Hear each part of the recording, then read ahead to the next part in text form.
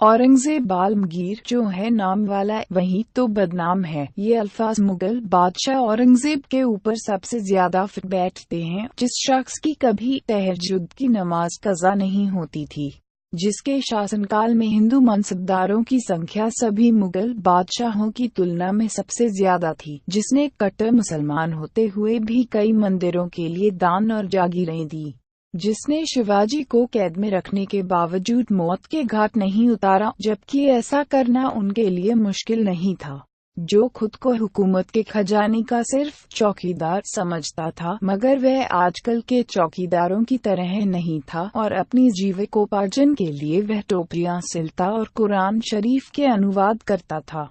औरंगजेब ऐसा बादशाह है जिसके साथ इतिहास और तास्सुबी इतिहासकारों ने कभी न्याय नहीं किया। एक ऐसा बादशाह जिसे भारतीय इतिहास में सबसे ज्यादा बदनाम किया गया है, मगर जो अपने खानदान के तमाम बादशाहों में सबसे ज्यादा मुत्की, परहेजगार, इंसाफ पसंद, खुदा से डरने वाला, हलाल रिज़्क खाने वाला और तहज्जुद गुजार बंदा था। उस बादशाह का नाम है हजरत औरंगजेब रहमतुल्लाह अलैह, जिनका मज़ार पाक औरंगाबाद महाराष्ट्र में है। क्या यह आश्चर्य की बात नहीं है कि हिंदू धर्म के सिद्धांतों, कर्मकांडों का यथाविधि पालन करने वाले व्यक्ति को समर्पित हिंदू कहा जाता है।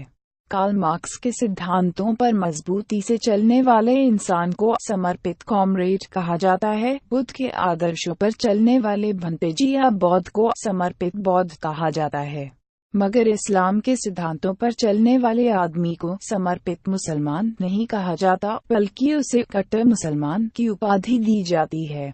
इसी भेदभाव का शिकार औरंगजेब जैसे बादशाह को भी होना पड़ा और आज तक उनके साथ ये लक़ब जुड़ा है कि वह एक कट्टर मुसलमान था, जो एक मंजने प्रतिदिन उतरवा कर ही खाना खाता था। जबकि इस बात के खंडन के लिए अंग्रेज इतिहासकार प्रोफेसर अर्नाल्ड ने अपनी किताब प्रीचिंग ऑफ इस्लाम में लिखा है, औरंगजेब के दौर के इतिहास में जहां तक मैंने तफ्तीश और पड़ताल की है, मुझको पता चला है कि कहीं भी किसी भी हिंदू को जबरदस्ती मुसलमान बनाए जाने का कोई प्रमाण नहीं है। मुंशी ईश्वरी प्रसाद अपनी मशहूर किताब तारीख़-ए-हिंद में लिखते हैं, परमात्मा की शान है कि औरंगजेब जितना रियाया का खैरख्वाह था, इतिहास में उसे उतना ही ज्यादा बदनाम किया गया है। कोई उसे जालिम कहता है, कोई खूनी, मगर हकीकत में वह आलमगीर का ही लक़ब पाने का अधिकारी है। भारत में मुसलमानों की हुकूमत करीब 600 साल तक रही। दिल्ली मुसलमानों की राजधानी थी, वहाँ हर तरह की ताकत मुसलमानों के हाथ में थी। अगर मुस्लिम बादशाह हिंदुओं को तलवार के बल पर मुसलमान बनाना चाहते तो वे सबसे पहले दिल्ली और आसपास के हिंदुओं को ही मुसलमान बनाते, क्योंकि ऐसा करने से उनकी हुकूमत को भी एक तरह से सुरक्षा मिल जाती, क्योंकि आसपास कोई दुश्मन आबादी ही नहीं रह जाती जो हुकूमत के खिलाफ विद्रोह कर सके। मगर यह एक आश्चर्यजनक तथ्य हमें नजर आता है कि दिल्ली और उसके आसपास 50 मील की आबादी हमेशा बहुसंख्यक हिंदुओं की ही रही और वे भी खुशहाल और इज्जत के साथ रहते आए थे। यह बात पंडित सुंदर लाला शर्मा ने गांधी की कुर्बानी से सबक नामक लेख में व्यक्त किया है। औरंगजेब यदि किसी को जबरदस्ती मुसलमान बनाना चाहते तो इसके लिए उनके सबसे बड़े दुश्मन शिवाजी का पोता शाहूजी सबसे आसान शिकार था, जो 7 साल की उम्र में कैद होकर आया था। मगर औरंगजेब ने शाहूजी की परवरिश एक मराठा राजकुमार की तरह की और कभी भी उनके धर्मांतरण का कोई प्रयास नहीं किया, बल्कि उन्होंने खुद व्यक्तिगत रुचि लेकर शाहूजी की शादी बहादुर जी मराठा की बेटी के साथ धूमधाम से की, जैसे कोई बाप अपने बेटे की शादी कराता है। नीचे की पंक्तियों में मैं औरंगजेब के वे तारीखी शब्द उद्धृत कर रहा हूँ, जो उनके ऊपर लगे कट्टरता और धर्मांतरण के आरोपों को पूरी तरह गलत साबित करते हैं और औरंगजेब की एक ऐसी छवि प्रस्तुत करते हैं जिसे इतिहास लिखने वाले अपराधियों ने हमेशा दुनिया वालों से छुपाने का गुनाह किया है। हजरत औरंगजेब आलमगीर रहमतुल्लाह अलैह के शब्दों में, संभाजी के इस बेटे शाहूजी की शिक्षा दीक्षा का प्रबंध किया जाए।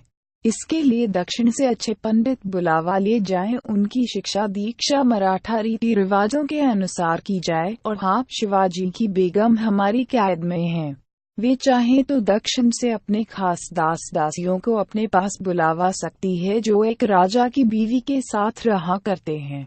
उनको यह महसूस नहीं होना चाहिए कि वे एक मुसलमान की कैद में हैं। शिवाजी ने हमसे ताजिंदगी दुश्मनी निभाई, शायद यही अल्लाह की मर्जी थी, मगर उनके बाद उनकी बेगमों और बच्चों को यह एहसास नहीं होना चाहिए कि हम उनसे भी दुश्मनी रखते हैं। यह बात सारी दुनिया को बता दी जाए कि हमारी दुश्मनी भी सिर्फ शिवाजी से थी, मगर उनके बाद उनकी बेगमों और बच्चों से हमारी कोई दुश्मनी नहीं है। इसके बाद भी अगर कोई व्यक्ति या संगठन औरंगजेब को धार्मिक रूप से कट्टर और धर्मांतरण का जुनूनी कहता है, यही कहा जा सकता है कि वह पूर्वाग्रह से युक्त है। और मैं सोचता हूँ कि शक की तरह पूर्वाग्रह भी एक ऐसा मर्ज है जिसका इलाज हकीम लुकमान के पास नहीं रहा होगा।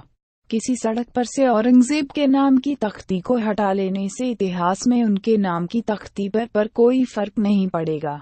कलम जब निष्पक्ष होकर इस देश का इतिहास लिखेगी तो वह लिखेगी कि औरंगजेब कट्टर नहीं था, बल्कि जिन्होंने उनके नाम की तख्ती को हटाने का काम किया है वे सबसे बड़े कट्टर, धर्मांध, असहिष्णु और पूर्वाग्रही प्राणी थे। अगर आपको यह वीडियो अच्छी लगी तो इसे लाइक करें, शेयर करें, कमेंट करें और सब्सक्राइब करना मत भूलना हमारे चैनल को।